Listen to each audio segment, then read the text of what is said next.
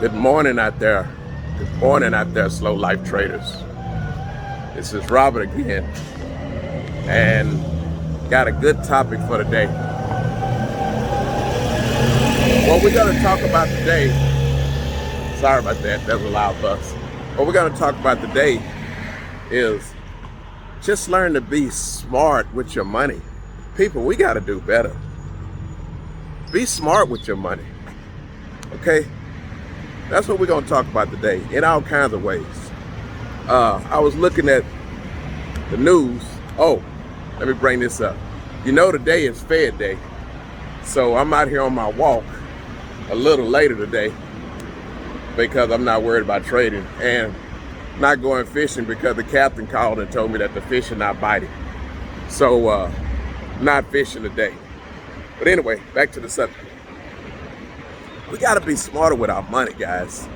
A long time ago, I read this book about Sam Walton.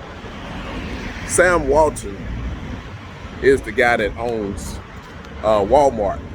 He's dead now, of course. But he said how his dad became wealthy was that he would lend farmers and money to buy seed or to buy equipment or to buy animals or whatever it is that they done, okay? And he saved his money during the good times and then would loan farmers money during the bad times. This is kind of cruel, but it's real. So it looked like he was really helping the farmer, but when the economy got bad or when a famine came and wasn't getting no rain and they couldn't feed the animals or when a famine, that's a Bible word. When times got hard, as we know, times get hard about every 8 to 12 years. Sometimes it's short, sometimes it's long, but times do get hard for people at different times. Anyway, when they got hard like that, they would use their land as collateral, and when they got hard and couldn't pay, he would repossess their land. He would, call on his payment and take their land. Well, when he took their land, he created wealth and he got their land for pennies on the dollar. That's kind of sad, but it's true and it's real, okay? But he was being smart with his money. Well, let me just tell you this. I was looking at TV on CNBC. Hey, how you doing? And Jim Cramer said that somebody told him, Jim, now is not the time to be trying to make money. Now is the time to try to keep from losing money. With the way the market is falling and all that kind of stuff. And that sounds like a good thing. But when you're dependent on the market as an income, you need to be making money. Okay, so you need to know a strategy that you can make money. Now, I will say this. If you're not using the stock market to make your income, now is the time to be accumulating stocks while they're going down and on sale. Don't mean you're going to catch the best price, but you can't catch a cheaper price because it's not going to stay down. It never does. They're going to turn around. And this is why I like dollar cost averaging on the RSP or the SPY, because you got the top 500 companies in the United States, and if any one of them companies get to the point where they're not performing like they should, they kick that company out and put in another company to replace it.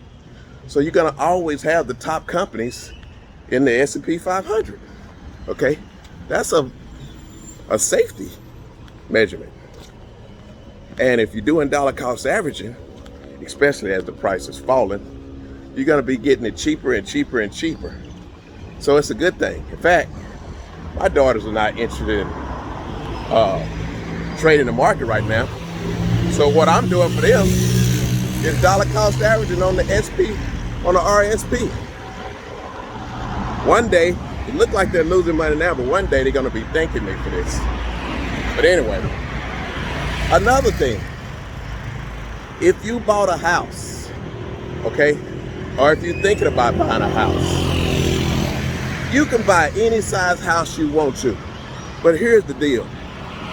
Get it where you can afford to finance it for 15 years. Okay? You can buy any size house you want to. But don't stretch it out to the point where you can only afford to make the payments on a 30-year mortgage. Make it in a 15-year mortgage. So if you're starting out young, you can pay your house off early and try to enjoy your life. Okay, that's one way. But let's say you already bought your house and you do have a 30-year mortgage. Here's another thing. If you make one extra payment a year, or just one, do you know you can cut your mortgage down from maybe 30 years to about 20? If you start making more than that, you can cut it even better. Make some extra payments. They don't have to be much. Or here's one that's easy to do.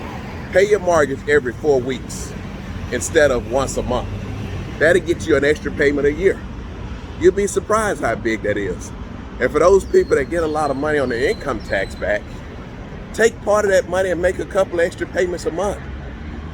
You gotta learn to raise your head up and look down the road. Down the road, you're gonna be happy you done that. Paid your house off early. And even if you don't pay it off early, and you get a chance to sell it, you're gonna have more value in your house. Okay? That's another thing. Okay, here's another one. Save some money. Don't spend all your money. Try to buy clothes cheaper. Let me give you an example on the clothes. Don't try to stay with every single style. Okay? I know I'm old, and some of you guys are younger than me, so you might be more hip to the styles. And I know I'm living in Mexico where style don't matter really. Everything for me is shorts and t-shirts. But if you buy your winter clothes in the summer, just as the summer beginning when they starting to take it off the rack, you're gonna get them cheaper. And if you buy your summer clothes at the end of the summer when they starting to put the winter clothes out, you're gonna get your winter clothes cheaper. And if you don't buy seasonal clothes, they're gonna last a lot longer. Okay, you can buy quality and get it at a non-quality price. Just simple little stuff that I'm bringing up, guys. This stuff will help you, okay? Help you tremendously. These are some of the things that I learned later on in life, okay? Wish I would have learned them earlier, but hey, you learn better, you do better when you learn better, and you learn better when you do better. Okay, so anyway, this is just some of the things that I wanted to talk about today. One of these days we're gonna dive deeper into this subject. But for now, that's all I have for you today. If you like this video, hit the thumbs up button and hit the like button, subscribe. And one more thing, let me hear what your comments are about this subject. I love to see what other people have to say other than me. But until the next time, peace out, and I'll see you on the other side.